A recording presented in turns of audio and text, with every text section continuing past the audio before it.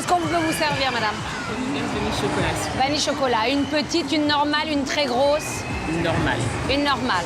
Une crème glacée onctueuse et rafraîchissante. La star de l'été, c'est elle, la glace à l'italienne. Un tourbillon monté sur un cornet et qui fleure bon le soleil.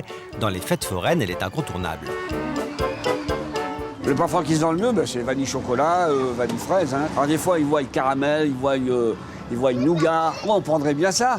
Puis à la finale, ils reviennent à vanille chocolat. Avec l'arrivée des beaux jours, les glaces ont la cote. Sorbet ou crème glacée en cornet ou en pot, il en existe toutes sortes. Mais celle qui a la meilleure réputation, c'est bien la glace à l'italienne. Pourtant, sur ce stand, les machines sont américaines, les préparations viennent de Vendée et les cornets d'une biscuiterie en Belgique. Alors, où est l'Italie dans tout ça? Eh ben, c'est le système, tout simplement. Elle est montée en spirale. Elle est posée, montée en spirale. Ça, c'est une glace à l'italienne. La glace italienne, on pense tous que c'est ça. Mais si ça n'est pas mauvais, ça n'a rien à voir avec la vraie glace italienne, celle que les Italiens dégustent. À Paris, les adresses des véritables glaciers italiens sont encore confidentielles. Délicieuse. Elles sont très bien. Elles sont onctueuses. On sent qu'elles ont été bien travaillées pour leur donner justement cette légèreté. Ici, c'est comme en Italie. Jean-Christophe est le gérant de cette enseigne italienne très célèbre et qui a ouvert ses portes il y a 1 an à Paris. La marque de fabrique, c'est d'abord ce geste. En fait, nous, c'est comme una volta, donc c'est vraiment à l'ancienne. Et c'est comme étaient servies les glaces dans les années 50-60 en Italie, avec aussi une manière de travailler qui est vraiment travaillée à l'ancienne.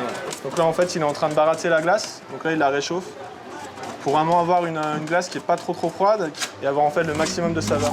Le maximum de saveur, mais aussi plus d'onctuosité. Ça n'en a pas l'air, mais le geste est loin d'être facile. Au début, je cassais tous mes cônes.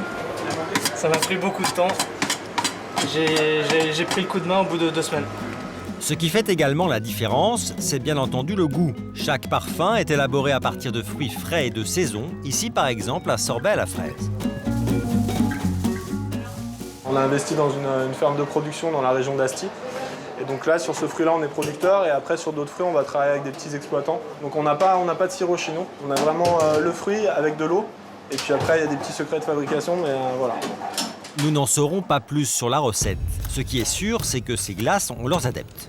J'ai pris Baccio, c'est au chocolat, et Torrentino, avec du nougat du Piémont. C'est la pression. Merci, merci.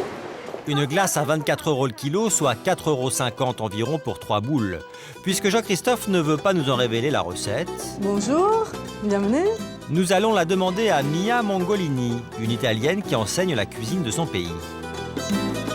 La glace, ça fait absolument partie de la gastronomie italienne parce que tous les Italiens, après le repas, surtout en été, quand il fait chaud, ils finissent avec une glace qui est aussi un petit peu digestive. Mia initie son ami Mehdi au secret de la glace italienne. C'est plus gourmand, c'est plus onctueux, c'est plus riche, c'est peut-être pour moi plus un plaisir de manger une glace italienne. C'est un plaisir pour un gourmand tout simplement, quoi, voilà. Dès le début, on comprend que la recette n'est pas vraiment en régime. Donc je mets 2 œufs. Des œufs dont on ne prend que les jaunes, mais aussi du sucre, du lait et de la crème. Il y a des glaces qui sont faites avec le lait de soja ou avec le lait de riz. Donc après, on peut mettre aussi la crème de soja, la crème de riz ou des crèmes d'avoine. Et on aura une glace un peu plus diététique, mais ça ne sera pas aussi bon. Le mélange œufs, crème, lait est ensuite placé sur le feu pendant 2 minutes. C'est la base de toutes les glaces italiennes. On met là-dessus tous les parfums qui s'adaptent bien à la crème. Donc les noisettes, les pistaches, le chocolat, la vanille. Le meilleur, c'est noisette.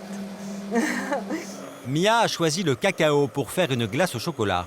Là, on a vraiment une forte odeur de chocolat. On a presque l'impression vraiment d'avoir une mousse au chocolat en préparation, là. Pas de glace italienne sans cet appareil, la sorbetière. Comptée entre 50 et 150 €, elle turbine et refroidit la glace en même temps. Une vingtaine de minutes plus tard... Alors, qu'est-ce que tu en penses de cette glace plus riche?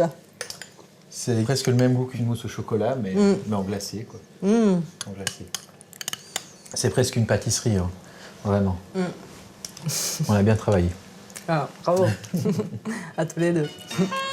Une glace au bon goût de l'Italie, mais à plus de 200 calories pour 100 grammes. Rassurez-vous, les Italiens font aussi des sorbets.